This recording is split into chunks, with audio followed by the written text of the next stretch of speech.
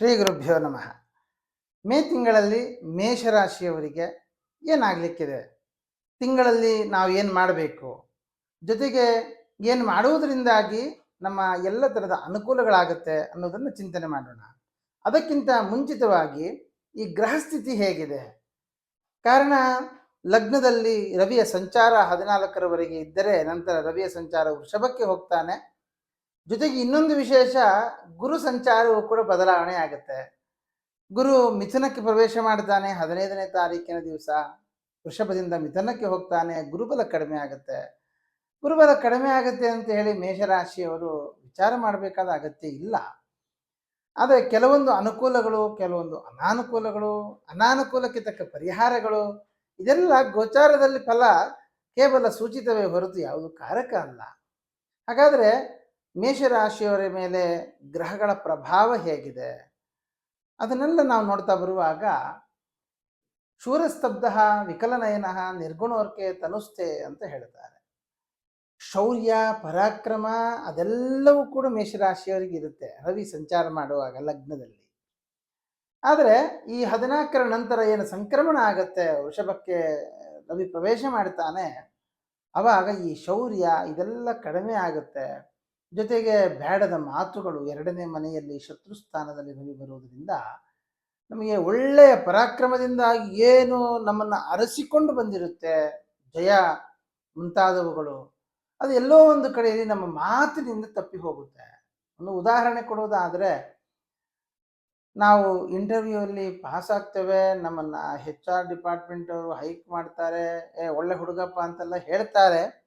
ಅದು ಎಲ್ಲೋ ಒಂದು ಕಡೆಯಲ್ಲಿ ಮಾತನಾಡುವಾಗ ಅಥವಾ ಅವ್ರ ಜೊತೆಯಲ್ಲಿ ಬಿಹೇವ್ ಮಾಡುವಾಗ ಎಲ್ಲೋ ನಮ್ಮ ಬಿಹೇವಿಯರ್ ಸರಿಯಿಲ್ಲವೇನೋ ಅನ್ನುವಂತಹ ಅನಿಸಿಕೆ ಅವರಿಗೆ ಬರುವ ಹಾಗೆ ನಾವು ನಡ್ಕೊಳ್ಳುವುದು, ಅಥವಾ ನಮ್ಮ ಮಾತಿನ ನಡೆ ದುರಹಂಕಾರ ಜಾಸ್ತಿ ಅಂತ ಅನಿಸೋದು, ಇದೆಲ್ಲ ಆಗೋ ಸಾಧ್ಯತೆ ಇದೆ.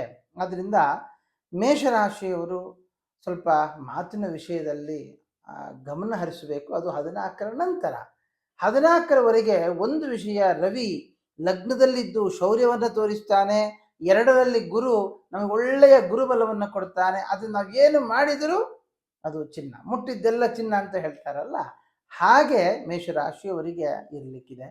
ಆದರೆ ನಂತರ ಕಾಲದಲ್ಲಿ ಗುರು ಬದಲಾವಣೆ, ಗುರುವಿನ ಬಲ ಕಡಿಮೆ ಆಗುತ್ತೆ, ವ್ಯಯಾಧಿಪತಿ ತೃತೀಯಕ್ಕೆ ಹೋಗ್ತಾನೆ.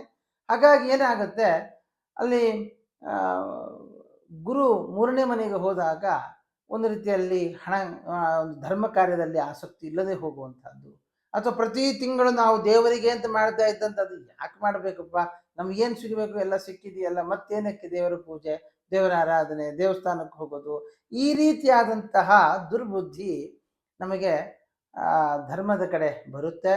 ಅಧರ್ಮದ ಕಡೆಯಲ್ಲಿ ಮನಸ್ಸು ಒಲಿಯುತ್ತೆ. ಆದ್ದರಿಂದ ಧರ್ಮದ ಕಡೆ ಹೆಚ್ಚಿನ ಒಲವು ತೋರಿ ಮುಂದುವರಿದರೆ ನಾವು ಪಡ್ಕೊಂಡದ್ದನ್ನು ಸ್ಥಿರ ಮಾಡಿಕೊಳ್ಬೋದು. ಇನ್ನು ಮೇಷರಾಶಿಯವರು ವಿದ್ಯಾರ್ಥಿಗಳು ವಿದ್ಯಾರ್ಥಿ ಜೀವನವನ್ನು ಗಮನಿಸುವಾಗ ಒಳ್ಳೆಯ ಯೋಗ, ವಿದ್ಯಾರ್ಥಿಗಳಿಗೆ ಒಳ್ಳೆಯ ರೀತಿಯಾದ ಯೋಗಗಳೇ ಇದೆ. ಕಾರಣ ಶುಕ್ರ 2ನೇ ಮನೆಯ ಶುಕ್ರ ಉಚ್ಚದಲ್ಲಿರುವಂತಹದ್ದು, ಜೊತೆಗೆ ಗುರುಬಲ ಕಡಿಮೆ ಆಗುತ್ತೆ. ಈ ಓವರ್ ಕಾನ್ಫಿಡೆನ್ಸ್ ಅಂತಕ್ಕಂಥದ್ದು ಜಾಸ್ತಿ ಆಗುತ್ತೆ.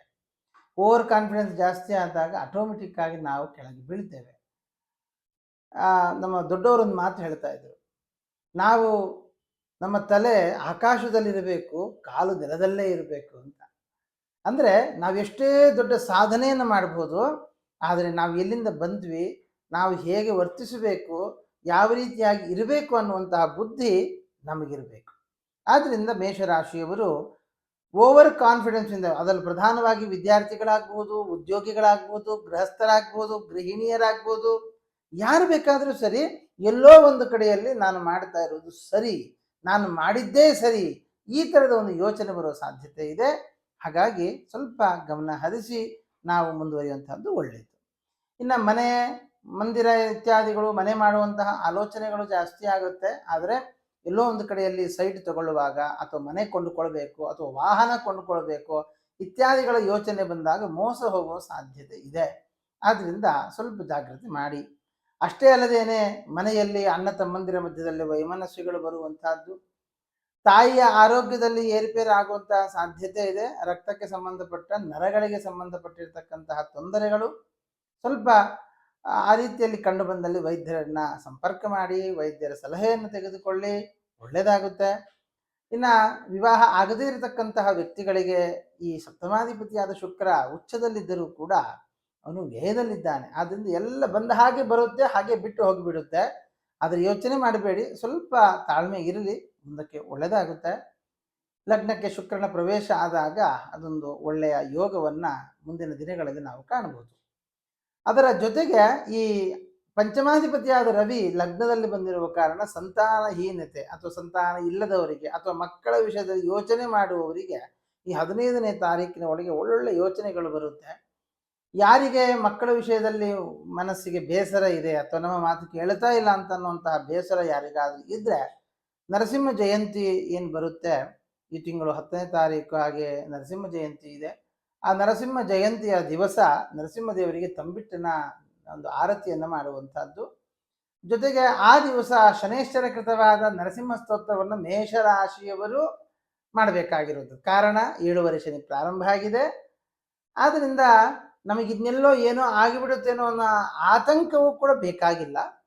ಆದರೂ ನಮ್ಮ ಪ್ರಯತ್ನ, ನಮ್ಮ ಜೊತೆಗೆ ನಮ್ಮ ಬಗ್ಗೆ ನಮಗೆ ಬೇಕಾದಂತಹ ಒಂದು ಕಾಳಜಿ ಬಹಳ ಮುಖ್ಯವಾಗಿರುವಂತಹದ್ದು. ಆ ದೃಷ್ಟಿಯಿಂದ ತಾವು ಈ ನರಸಿಂಹ ಸ್ತೋತ್ರವನ್ನು ಜಪ ಮಾಡಿ, ಪಾರಾಯಣ ಮಾಡಿ, ಅಥವಾ ನರಸಿಂಹದೇವರ ದರ್ಶನವನ್ನು ಮಾಡಿ, ನರಸಿಂಹದೇವರ ದೇವಾಲಯಕ್ಕೆ ಹೋಗುವಂತಹದ್ದು, ಇದನ್ನು ಮಾಡ್ತಾ ಬನ್ನಿ. ಖಂಡಿತವಾಗಿಯೂ ನಿಮಗೆ ಅಥವಾ ನಿಮ್ಮ ಮಕ್ಕಳಿಗೆ ಅಥವಾ ನಿಮ್ಮ ಕುಟುಂಬದಲ್ಲಿರತಕ್ಕಂತಹ ಯಾರಿಗಾದರೂ ಕೂಡ ಅನುಕೂಲಗಳು ಖಂಡಿತವಾಗಿಯೂ ಆಗುತ್ತೆ. ಇನ್ನು ಕೆಲಸದ ವಿಷಯದಲ್ಲಿ ಸ್ವಲ್ಪ ತೊಂದರೆಗಳು ಇದೆ. ಅದು ಕಾರಣ ಕರ್ಮಾಧಿಪತಿಯಾದಂತಹ ಶನಿ 12ರಲ್ಲಿರುವಂಥದ್ದು ಪತಿತಸ್ತು ರಿಪ್ಪೆ ಅಂತ ಹೇಳುವಂತಹ ಒಂದು ಫಲ. ಆದ್ದರಿಂದ ಇದು ಗೋಚಾರದ ಫಲ. ಆದ್ದರಿಂದ ಇದೇ ಫೈನಲ್ ಅಂತ ದಯವಿಟ್ಟು ಯಾರೂ ಭಾವಿಸಬಾರದು ಮೇಷರಾಶಿಯವ್ರಿಗೆ. ಯಾಕಂದರೆ ಮೊನ್ನೆ ಒಬ್ಬರ ಪರಿಚಯ ಆಗಿ ಅವ್ರು ಹೀಗೆ ಹೇಳಿದ್ರು, ಗೋಚಾರ ಫಲ ಅಂತ ಹೇಳ್ತೀರಿ, ಎಲ್ಲರಿಗೂ ಇದೆಲ್ಲಿ ಆಗುತ್ತೆ, ಮೇಷರಾಶಿ ಎಲ್ಲರೂ ಕೂಡ ಕೆಲಸ ಕಳ್ಕೊಳ್ಬೇಕಾಗತ್ತಲ್ವಾ ಅಂತ ಪ್ರಶ್ನೆ ಮಾಡಿದರು. ಅದು ಸ್ಪಷ್ಟವಾದಂತಹ ಫಲ. ಸ್ವಾಂ ಸ್ವಾಂ ದಶಾಯಾಮ್ ಉಪಗತಾಃ ಸ್ವಫಲ ಪ್ರಧಾಸ್ಯು ಅಂತ. ಅದನ್ನು ಎಲ್ಲರಿಗೂ ಕೂಡ ತಿಳಿಸುವುದೇನೆಂದರೆ, ಗೋಚಾರದ ಫಲ ಅದು ಕೆಲವರಿಗೆ ಆಗಬಹುದು, ಕೆಲವರಿಗೆ ಆಗದೇ ಇರಬಹುದು. ಕಾರಣ ಅವರ ಜಾತಕದ ಮೇಲೂ ಕೂಡ ನಮಗೆ ಫಲಾಫಲಗಳು ನಿರ್ಣಯ ಆಗುತ್ತೆ. ಅವರ ದಶಾಫಲ, ಅವರ ನಕ್ಷತ್ರದ ಫಲ ಇತ್ಯಾದಿಗಳನ್ನೂ ಕೂಡ ನಾವು ಗಮನಿಸಬೇಕು. ಹಾಗಾಗಿ ಜಾತಕ ಯದ್ಯದುದ್ದಿಷ್ಟಂ ತತ್ತತ್ ಗೋಚರೇಪಿ ಚಿಂತೆಯೇತು ಅಂತ ಹೇಳಿದ ಹಾಗೆ, ಗೋಚಾರ, ಜಾತಕ, ತತ್ಕಾಲ ಲಗ್ನ ಎಲ್ಲವನ್ನೂ ಕೂಡ ನೀವು ಮಿತ್ತೀಕರಿಸಿಕೊಂಡು ಹೇಳಬೇಕು. ಎಲ್ಲರ ಜಾತಕ ನೋಡ್ಲಿಕ್ಕೆ ಆಗೋದಿಲ್ಲ. ಹಾಗಾಗಿ ಒಟ್ಟಾರೆ ಒಂದು ಅಭಿಪ್ರಾಯವನ್ನು ತಿಳಿಸ್ತಾ ಬರ್ತಾ ಇದ್ದೇನೆ. ಆದ್ದರಿಂದ ಕೆಲಸದ ವಿಷಯದಲ್ಲಿ ಸ್ವಲ್ಪ ಜಾಗೃತರಾಗಿರಿ. ಹೊಸ ಕೆಲಸ ಸಿಗದೆ ಹೋಗುವ ಸಾಧ್ಯತೆಗಳಿದೆ. ಇದ್ದ ಕೆಲಸವನ್ನು ಗಟ್ಟಿ ಮಾಡಿಕೊಳ್ಳಿ. ಜೊತೆಗೆ ಕೆಲಸ ಮಾಡುವ ಕಡೆಯಿಂದ ನಮಗೆ ಕಿರಿಕಿರಿ ಆಗುವ ಸಾಧ್ಯತೆ ಇದೆ. ಸ್ತ್ರೀಯರ ವಿಷಯದಲ್ಲಿ ಸ್ವಲ್ಪ ಗಮನ ಇರಲಿ.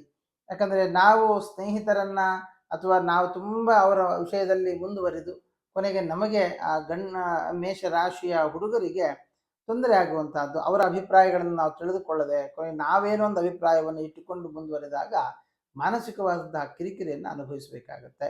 ಅದು ಗಂಡಸರಿಗೆ ಹೆಂಗಸರಿಂದ, ಹೆಂಗಸರಿಗೆ ಗಂಡಸರಿಂದ. ಹಾಗಾಗಿ ಇಬ್ಬರೂ ಕೂಡ ಜಾಗೃತರಾಗಿರುವಂತಹದ್ದು ಒಳ್ಳೆಯದು.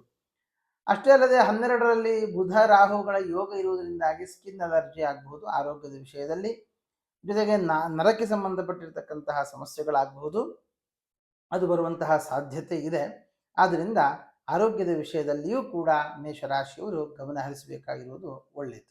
ಒಟ್ಟಾರೆ ಮೇಷರಾಶಿಯವರಿಗೆ ನಮಗೆ ಬೇಕಾಗಿರತಕ್ಕಂತಹ ನರಸಿಂಹದೇವರ ವಿಶೇಷವಾದ ಪ್ರಾರ್ಥನೆ, ಅದರ ಜೊತೆಗೆ ಈ ಒಂದು ತಿಂಗಳಲ್ಲಿ ವೈಶಾಖ ಮಾಸ ಆದ್ದರಿಂದ ವಿಶೇಷವಾದಂತಹ ಶ್ರೀನಿವಾಸ ದೇವರು, ಯಾರು ಶ್ರೀನಿವಾಸ ಒಕ್ಕಲು ಶ್ರೀನಿವಾಸ ದೇವರು ಕುಲದೇವರು ಇರ್ತಾರೆ, ಅವರು ಈ ಮಾಸದಲ್ಲಿ ಒಮ್ಮೆ ತಿರುಪತಿಯ ದರ್ಶನವನ್ನು ಮಾಡಿಕೊಂಡು ಬನ್ನಿ. ಶ್ರೀನಿವಾಸ ದೇವರ ದರ್ಶನ ಮಾಡಿ.